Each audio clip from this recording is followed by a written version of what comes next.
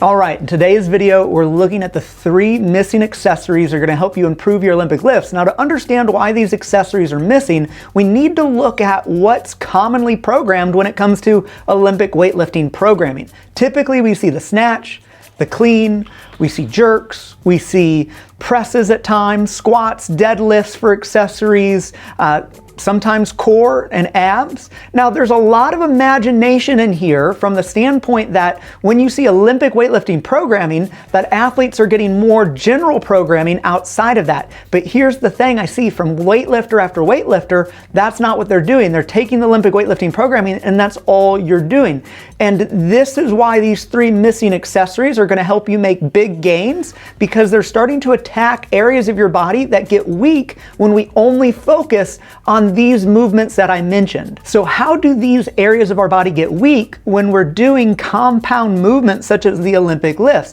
Now, what we have to understand what I mentioned here, snatch, clean, jerk, you look at squats, you look at deadlifts, even presses, are all done in the sagittal plane. Okay, so getting a little bit more technical in language, but basically what it means is it's one plane of motion that our body moves through. What we're going to do is with these 3 accessories, we're going to break outside of this one plane of motion, which allows us to strengthen other planes of motion. The way I think of it as a coach is if our body can move, I'll make it really, really simple. If our body can move forward and back, left and right, diagonal and diagonal, and if we're only moving forward and back, and we're never moving left, right, diagonal, diagonal, then left, right, diagonal, diagonal are going to start to get weaker while front, back starts to get stronger. Now, when you think about this, you go, well, I want to do the Olympic lifts. I want those to get stronger. I think of it like wires attached to all 3. We want those other 2 wires, left, right, diagonal, diagonal, to become strong to support the strength in the front, back motion.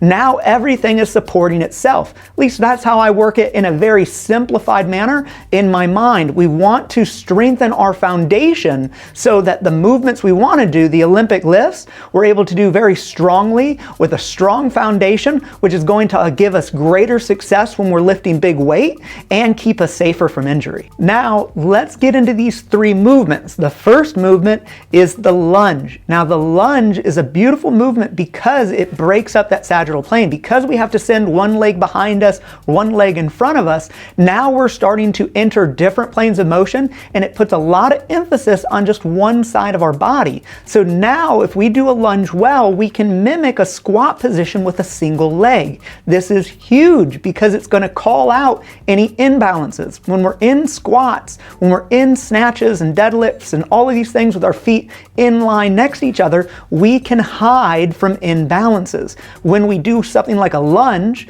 we have a much more difficult time hiding imbalances. So what you're going to do here, again, it's going to allow you to put focus on that front leg. I want you to make that front leg mimic a front squat position. And this is different from a lot of how people lunge. So what you're doing here is you're allowing that knee to go forward over that 3rd, 4th toe. We need good foot activation here, and that's going to help us keep good core and keep good pelvis control as we move through this motion. We're loading that front leg and going to be getting big benefits because of it. All right, the second movement is the single leg RDL. Now, this is a beautiful movement in the sense that, one, it demands a good active foot. If we have a good active foot and a good active lower leg, that's going to create the balance we need to be able to do this successfully. And it's going to call out any imbalances that could really help our Olympic lifts. If we have good, strong feet and our ability to apply force through the floor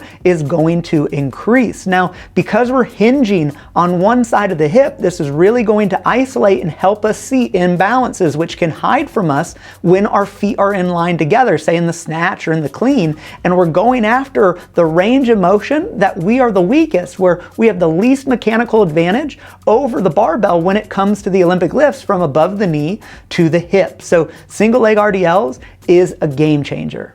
And the final movement for accessories that I'm highlighting today is a plate rotation in the above the knee position from a high lunge position. So here we are, we're breaking up our feet. So we're taking ourselves again out of that bilateral or feet in line position, which is going to demand different things out of our pelvis. Now we're going to be rotating with a plate using our obliques, keeping our ribs and pelvis in line. And this is a pattern that you do not see in Olympic weightlifting that is going to help build your foundation in a huge way. We're putting ourselves in that position where I mentioned before, we're the weakest in the Olympic lifts, where we have the least mechanical advantage. We're at that above the knee position. So we're in a high lunge position, we've hinged over to that above the knee position, and now keeping our arms nice and straight, we're rotating using those obliques to pull us over while keeping good pressure through our core, rib and pelvis in line. I'll tell you what, if you put a slow-mo to this, if you put a tempo, slow it down,